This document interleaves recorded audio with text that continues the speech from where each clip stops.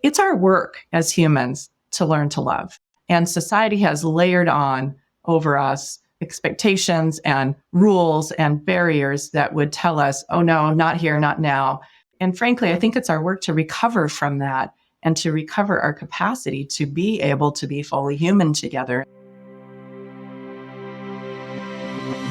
I'm Amy Woodall, and this is Conscious Habit, a show from the People Forward Network, teaching you how to incorporate love and consciousness at work, home, and the world at large. You just heard from Renee Smith, the founder and CEO of A Human Workplace. Renee is on a joyful assignment to make work more human. You know, I love that. And I love her heartfelt enthusiasm for her mission. In our conversation, Renee shares the research on how to make people feel more accepted in the workplace. With love at the center, she shows us how to hold space for other people's feelings and struggles without taking them on for ourselves. And our talk was a beautiful reminder that love is always present, even in the smallest of interactions. But before we get into all of that goodness, let's jump in and hear Renee's take on consciousness.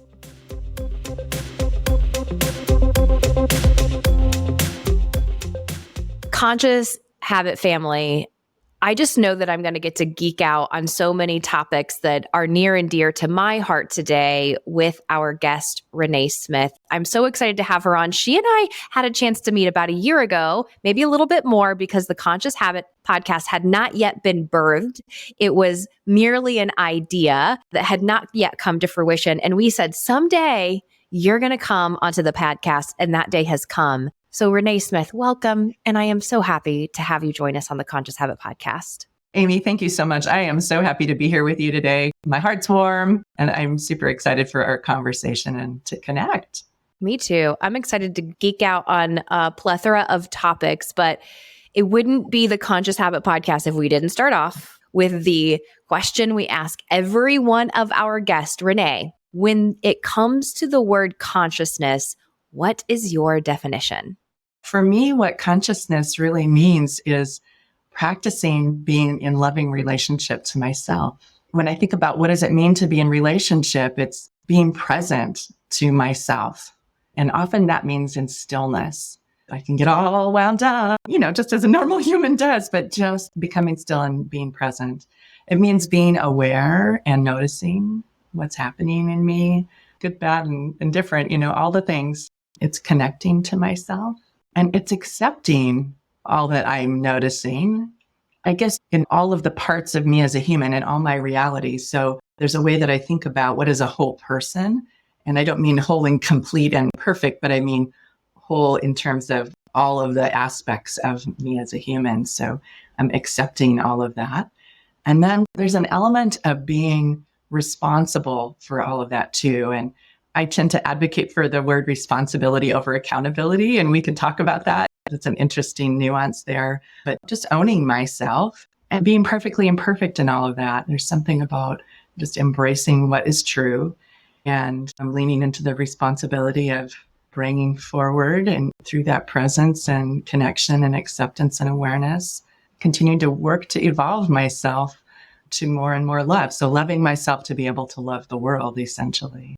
I think one of the things that has struck me too is, so there's this individual, this personal solo experience, if you will, but really it's not ever solo. It's always in the context of community and in relationship with others. So my loving relationship with myself, that consciousness being that loving relationship with myself, also is embedded in a conscious relationship with layers of people in my life and my closest family and most primary relationships, my collaborators and colleagues who are close relationships, and all of the things, being present, aware, connected, accepting, responsible, embracing the perfectly imperfect with them as well, right? So as I am able to for myself, doing that with all those I'm in relationship with and receiving that back from them. So those are sort of what I've been swirling with in terms of consciousness. I love that. So much goodness encompassing in that. And I just have to say, I feel you embody that in how you communicate and how you show up, like the stillness, the awareness, the presence. You can tell you're very practiced. And I'd love to know a little bit of that journey? Have you always been still aware, present, or Renee, has this been sort of a journey for you? I think I've always been an earnest person. Someone described me once as earnest and sincere and like really seeking, but at times been anxious and highly performative. I mean, I was that student in school, good student, high achiever, student body president, all those things, and loved all that. But with that, I'm going to be 58 in a few weeks. In the era that I was raised, like a lot of performative expectations about being a good girl and being nice and being an achiever and so on. And so that comes with a lot of anxiousness.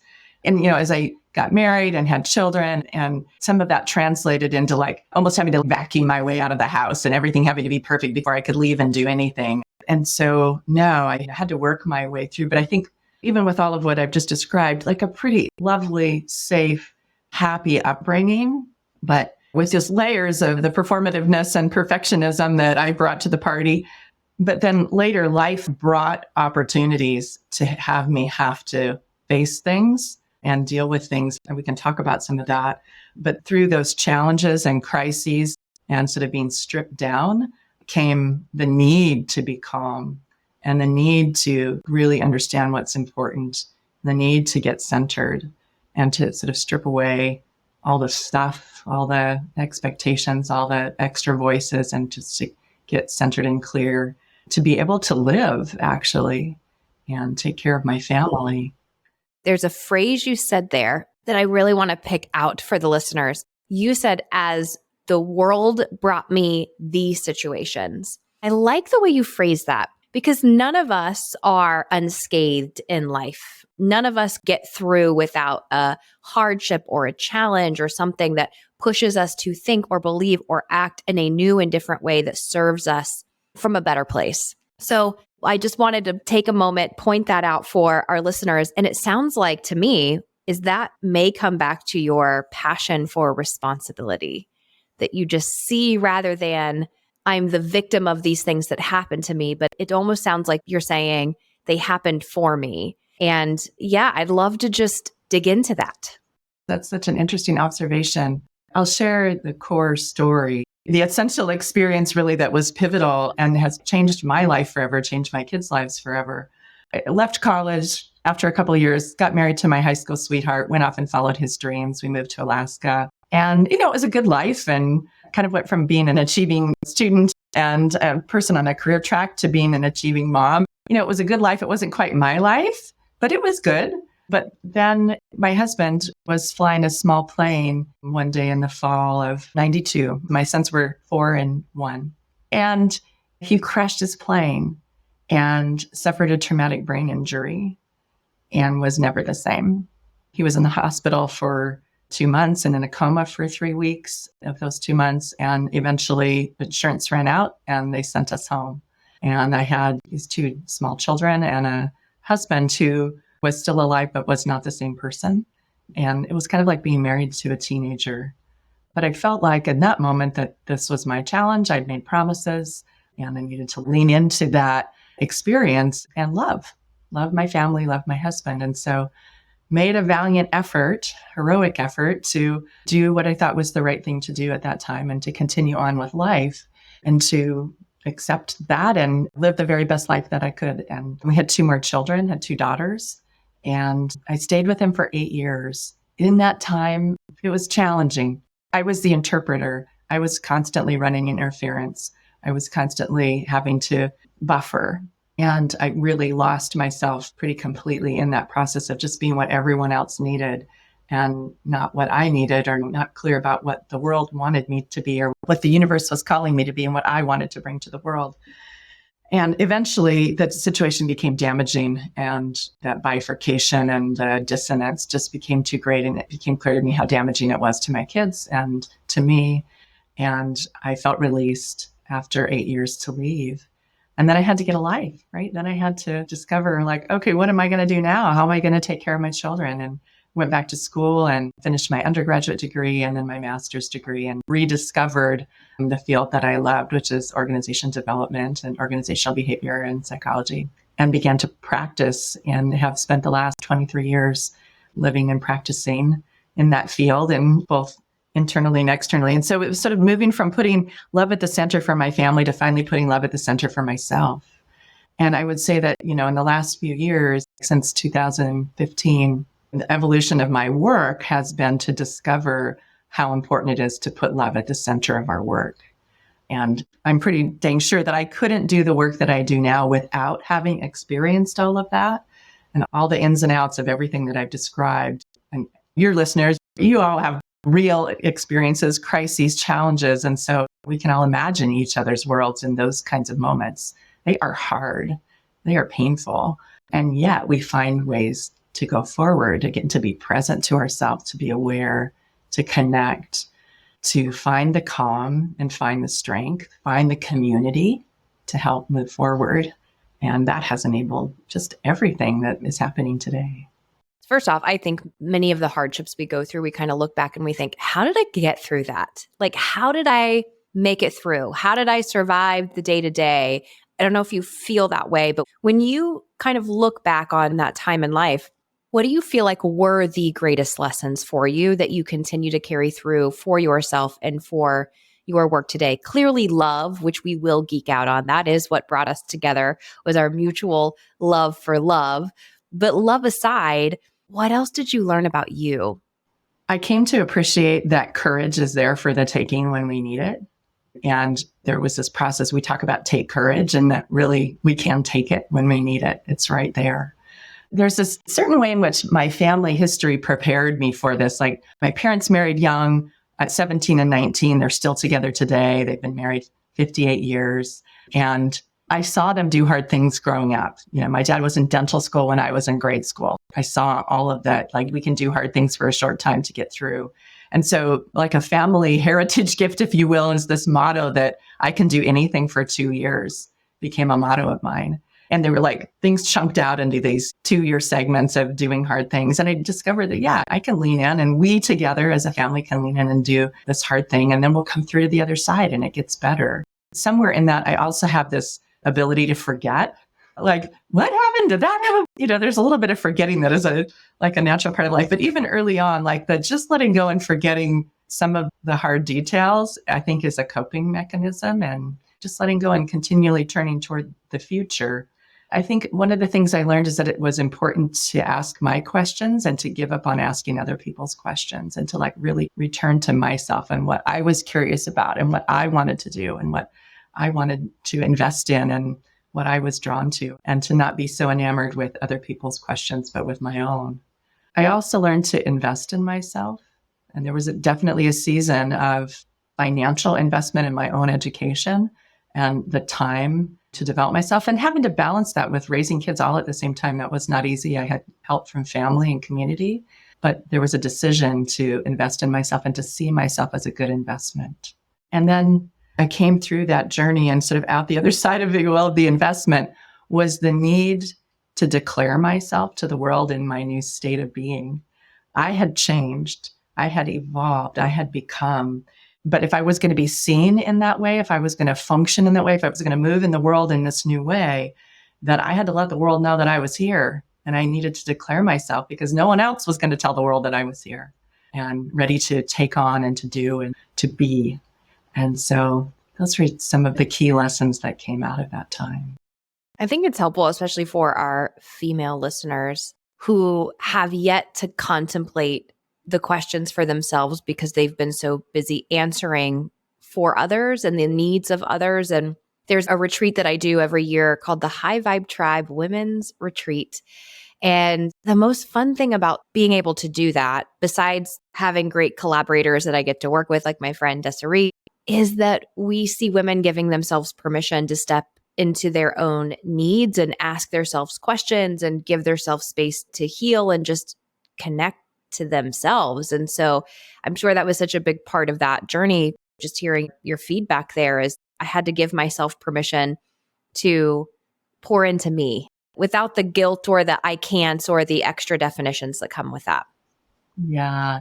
I remember there was a moment that crystallized exactly what you're talking about, when I had separated from my husband, and a girlfriend borrowed somebody's MG convertible and said, I'm going to come bring this convertible and we're going to go to lunch, and I'm going to pick you up and we're going to go to lunch. And that was, for me at that time, that was like a big deal. Like I hadn't gone to lunch by myself in a really long time, which seems crazy now, like I hadn't. And so she picked me up and hopped in the car and she looked at me and she said, "So where do you want to eat?" And I looked at her like with this blank stare in my face and I said, "I have no idea." I had no opinion about what food I might want in that moment. It's kind of stunning. Like, oh my God, I don't even know what I want, like what food I want to put in my body. Like I need to connect back to that connection piece to become conscious and aware of my own desires, of my own preferences. And so it took a while. And in that had to be not beating myself up about, oh, well, I can't remember, I don't know. But no, okay, wow, I've been giving myself to everyone for so long. I don't know. I need to rediscover that. I need to come with gentleness and find again and invite myself to find my preferences and to enjoy my life and to move in that way. So it was a process though. And that was like that, whoa, this is needful. Yeah, those moments that come in big and small ways that just jolt us a little bit, the pattern interrupt. As we were kind of talking about the work that you do, and I'd love for you to share with the listeners about the work that you do and where it's centered around love and what you're so passionate about and what you're bringing to the workplace and for leaders. Essentially, my job, my assignment, I sometimes call it my joyful assignment from the universe, is to make the business case for love. And I founded a company called A Human Workplace, the founder and CEO. And that is our purpose. We have a little over 30 to 32, maybe now, practitioners, affiliates around the world in the UK and the US who help in that endeavor.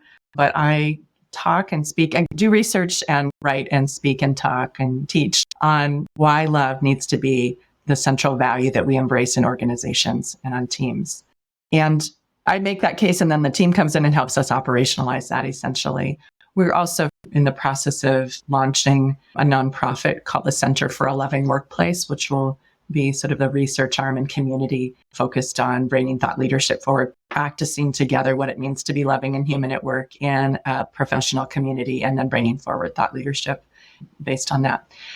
The work began when I was in Washington state government working as director of organization development and continuous improvement for a state government agency. And I became the woman who was talking about love in government. And that was a thing back in 2017, that part started. But if I were to step back even a step before that, the epiphany, if you will, the aha was in doing this culture change work across state government. I had a conversation with the leader of our organization, Chris Liu, and we were talking about what it took to help people to speak up and share their ideas and point out problems and test new solutions and name when things weren't working and just bring their best selves forward in order to do this work well. And I asked him, "So Chris, what do you think is the most important job of a leader?" And I'll never forget his response. It's etched in my mind. He immediately replied, "To eliminate fear from the workplace." And that was just music to my ears and resonated and made sense to me. It was something that I had seen him try to do in his own way and that he had encouraged us as his executive team to do. And so it made sense. And as I leaned into that, it also seemed like half the story, that eliminating fear or decreasing, shrinking fear is one thing, but then the question became what takes fear's place? Essentially, what's the opposite of fear? And I came to the conclusion that it's love. And with that clarity, and I dug into that personally and became more convinced of that and sort of was exploring quietly, privately, if you will, the arc of that. And then I was in a large conference and in a breakout of 400 people, a state government conference. And I said this out loud, that if it's a leader's job to eliminate fear, that love is the thing that takes its place. And you can imagine what happened, right? Total silence in the room. Like you could have heard a pin drop and like, don't look right or left at my colleague. This is going to be weird. But I went on to just briefly explain that we love our work. We love the people we serve. We love the people we work with. We want to know that we belong and that we matter and that what we contribute counts. And when we essentially have that sense of acceptance and belonging, that sense of love, we can give and do and be our very best. And as I just shared that, there was spontaneous applause in that room that day. And for weeks later, people were stopping me across state government and saying, I was there when you said that. Please keep saying that. We need more of that. And then it was like, okay, I'm out of the closet with this now. Like, obviously, I've touched on something that I believe, but I didn't expect to get this response. But I touched on something that was resonant that I needed to understand better. And so that set me on a whole path of research. And out of that research, qualitative interviews, came insights, and then speaking and writing about that and finding my way into, or they created a position for me in the governor's office as director of workplace transformation for the state of Washington, where my whole job was to bring more loving human workplaces into state government operations and to advocate for love across state government. And so that became the focus of my work and my life. And I remember the day when I realized that the shift had happened and that this was going to become my work and that it would be my work for the rest of my life. And I remember bursting into tears and just being so profoundly grateful and joyful and uplifted. It's a beautiful path to be on. It also can, for some people, seem like, what? You got to be kidding me. You're like, really? You go around the world saying that? You tell people that? Yes. And it has become the most incredible and joyful work of my life. I'd love to hear about your research. This whole concept of love and consciousness and mindfulness, it's taking hold. It's been around for the last couple of years. I think it's really ramped up. We always talk about going back to the pandemic, but it truly is a marker of when the world changed, we changed, our expectation changed, what people want out of work, it changed, and it's not going back. It's not shifting. Once you open up that door or open up Pandora's box, there is no closing it. And so I do appreciate the research side of it because I think many of us feel it. We know it. We know that love feels better than fear. We know that. We know that being trusted feels better than not. We know that all the good things are what we desire. What has your research shown on the ripple effect of love, specifically at the center and the workplace? I can't agree with you more, first of all, that this was happening before, this momentum was growing before. And I think the pandemic just accelerated our collective awareness that the business as usual, the industrial era kinds of leadership and operations and ways of viewing people as parts and replaceable parts in a machine, and the dehumanization of people over generations, maybe mostly always, forever, and before this time, that just we're not going to do it anymore. And frankly, we know too much about how we operate as humans now, not too much, but we know more about how we function as humans and how we're motivated. And so we know that threat doesn't get us to good places. We know that we shut down as humans when we're in a state of fear and threat, and that we withdraw, we withhold, that shame, that betrayal, that not knowing what things changing and not knowing where we're going, how to adapt causes us to withhold, that not being supported when we're in crisis, being harassed and discriminated, like all of those conditions are the kinds of fear stories that people tell me in my research and lead to withdrawal and sub-optimized result. And in contrast, when I ask people, tell me a story about a time when you felt loved at work. And we might even pause right now and just invite listeners to think about that, right? Think about your love story. And you might not have ever framed it that way. You might not have ever thought of, oh, yeah, well, I guess I did feel loved at work when this happened. And we can talk in a minute about how we define love. But if you just connect with what comes to you in that moment of thinking about a time when you felt loved, what I discovered is some people will say, oh, I felt loved when this happened, and they'll use the L word and it will be natural. But a lot of people will say, I never thought about this experience as love before, but now that you mentioned it, and then they will tell stories about times when they felt deep respect or trust or kindness or empathy and compassion, or they will talk about inclusion and belonging or appreciation or courage and challenge too. There's these varieties of stories that people tell, and really what they were providing is the operational definition of what love looks like at work. And so with that kind of variety of storytelling, people described 3 types of love stories. And one was that my leader loved me as a person. My leader saw me, my leader took an interest in me, recognized me for who I am, invested in me, trusted me to innovate, and really good things came from that loyalty and energy and commitment to the job. People talk about their work group being well, they will use the language of family, that my work group was like a family, understandable language that people use to try to convey I felt acceptance and belonging. Problematic language in some ways, like caution around that language. For some people, that language works really well, and it does get invoked a lot. For other people, that language can be problematic. Family has been the source of harm or not being accepted and belonging. So I always like to kind of offer caution about that language. But really what people are trying to say is that we worked hard together and laughed and connected, and we ate together, and we did the best work of our lives together. And I knew that we could have good, healthy conflict, and yet we would come back and I was still a member of that team. I wouldn't be voted off the island because we disagreed. And so that was kind of a second story, is that we were this team where I knew that I was loved. And then the third story is about receiving support in a personal crisis. And it's this very particular kind of experience that people have when they're faced with the really difficult things that happen, like we were talking about before. If people are met in those difficult moments with, I don't want to know about your personal life. I want you to leave home at home and work at work and just do your job.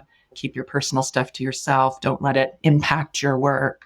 I've discovered that people experience that as a deep betrayal of their humanity, because it's like just not possible. It's just not possible to pretend that those things aren't there. And when we have to suppress them and yet we're carrying them and they're so present with us, it's incredibly damaging. And so instead, when the workplace leader and or a team creates an environment where someone can name what's happening and find that support and just be acknowledged, that kind of support through crises creates a sense of being loved and incredibly strong commitment. I found that support looks different for people too. Sometimes, like, people don't necessarily and often don't want to dump their experience all over the workplace, but they do want to be known for what they're going through. They do want to know that somebody understands if they need to leave early or come late, or if they just don't seem like themselves, that people will have compassion. There's a bunch more there. That the personal crisis story is familiar to, I think, us all at one point or another. But those are essentially the arc of the stories that people would tell. And on the fear side, being like bad results coming from people being under threat and fear in their work. Really good and beautiful things happening when people feel these different versions of love play out in their work. So that's a taste of that research. I am curious, just thinking on the listener's behalf, if they're like, yeah, I work in an environment that's not like that overall. Like maybe there's one or two, but it's not really like that. What recommendations do you have on making the shift, taking an environment from one that may be more fear-ridden, not because they want to be that way, but that's because it's how it's always been. And it's easier to make a 1-degree turn than it is a 180 turn. But what recommendation do you have on baby steps to a more loving environment? So part of it is it's owning your responsibility, right? It's owning that I can, as an individual, I don't have to wait for anybody else. I can be the impetus to change in this space. I get a lot of people that say, what can I do about my leader? What can I do about my team, this person or that person? And instead, it is realizing that you can be a catalyst. You can show up and be different in this circumstance and be the impetus to change. And so there's a whole collection of simple things that can help. People talk about greeting each other and just like building trust through learning about each other in simple ways. They talk about taking the time to making space for that connection, about remembering if something is going on with someone. So if I inquire about, what are you looking forward to this weekend? And you tell me, I'm looking forward to family coming into town for Indy races this weekend. And so then if I never mention that to you again, you don't know if I've seen and heard you. But if next time we talk, I say, so how was it when your family was in town? That I've taken the time and I've noticed you, that those little micro efforts build up over time and make a difference. A colleague of mine, Patty Beach, talks about Shuva, about the impact that we can have when we Shuva each other. And this is sort of a nice way to wrap up a whole collection of actions that we can take. But Shuva is helping us to be sure that someone feels seen, heard, understood, valued, and appreciated. And if we just make the effort to begin to Shuva each other intentionally, it can make a huge difference. And I would say that that can be systematic too.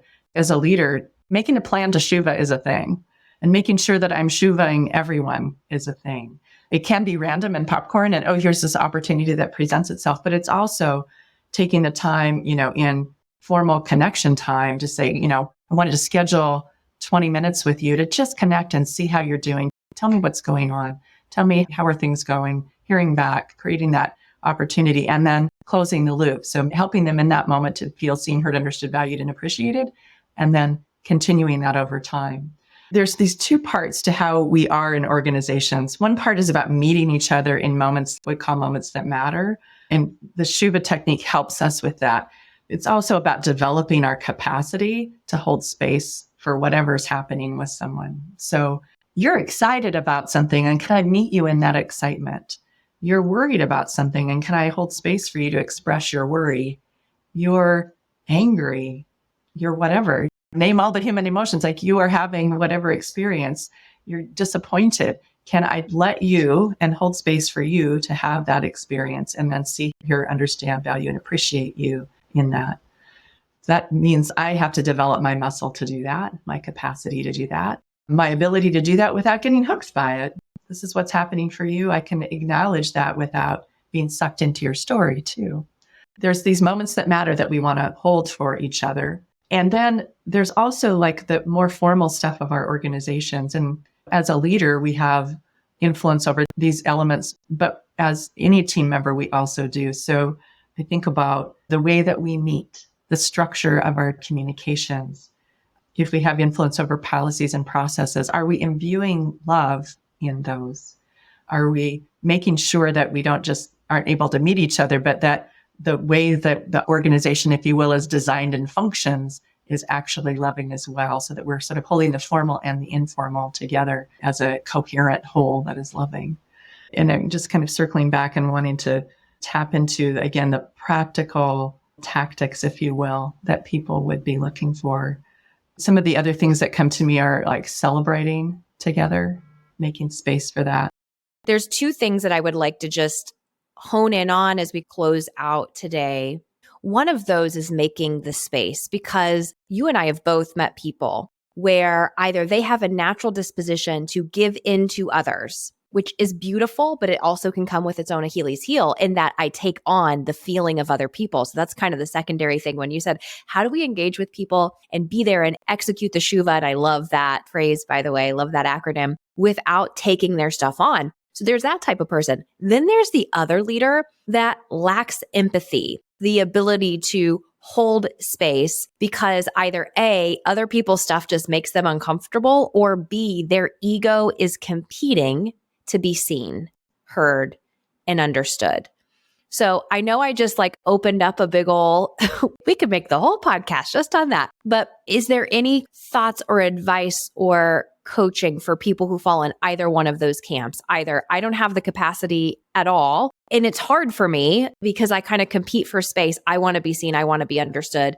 And then B, the ones who take on other people's stuff and then they take it home with them and they're kind of drawn down by it. Yeah, I think the skills to be developed in both. So people who would take on other people's stuff. My colleague Rick talks about letting people come up to the edge of your bubble, but not inside your bubble. And I think it can touch and I can feel and sense it, but it's not mine to take. And so I think we have to develop skill in that. And people have different awareness about how much they are sucked in and their capacity to be in that relationship or not, and know when they need to say no, step back, or say yes, step in. We don't have to be all things for all people. This should be a team sport. We should be having not just one person that is holding space for everyone, but developing as a community to hold that. But I think that being able to touch and sense and know what someone is experiencing, but not letting it in, is the skill to develop. On the other side, I would say, particularly for a leader, but it could be for anyone, but it's our work as humans to learn to love, to rediscover, I would say, the love that we have. And society has layered on over us expectations and rules and barriers that would tell us, oh no, not here, not now. And frankly, I think it's our work to recover from that and to recover our capacity to be able to be fully human together. And so if you're one of those people who I'm not comfortable. What about my needs? I'm finding that it's about me more than them. Then that is identifying the work to do.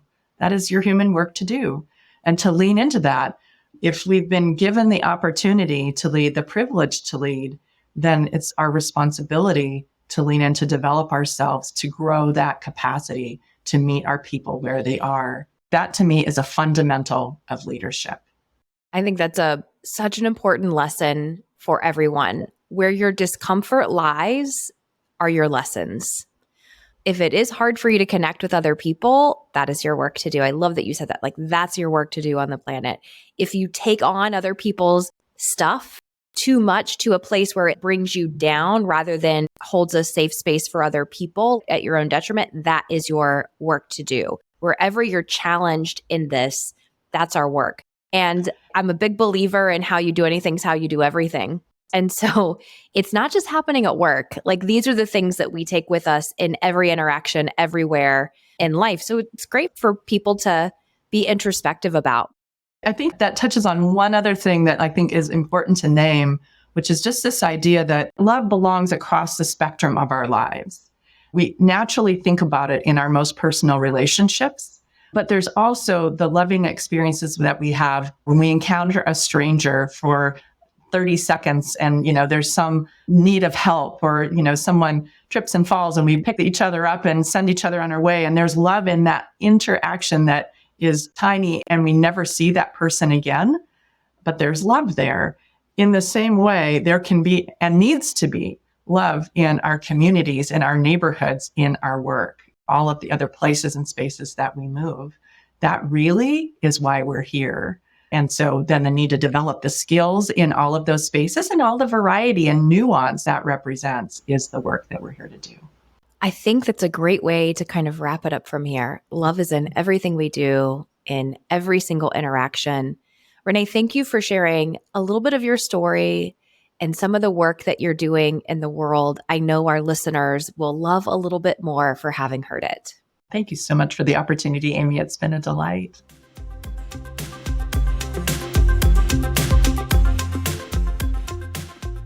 Before we wrap up this episode, here are my 3 takeaways from Renee and how we can incorporate them into our lives.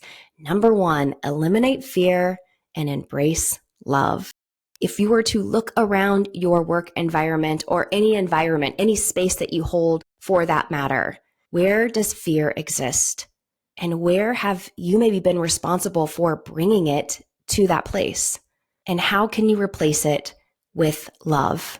And love in little ways, like listening intently, like getting excited for someone and their ideas, like holding them accountable, or just holding a safe space for people to share hard things. Love is the ultimate healer.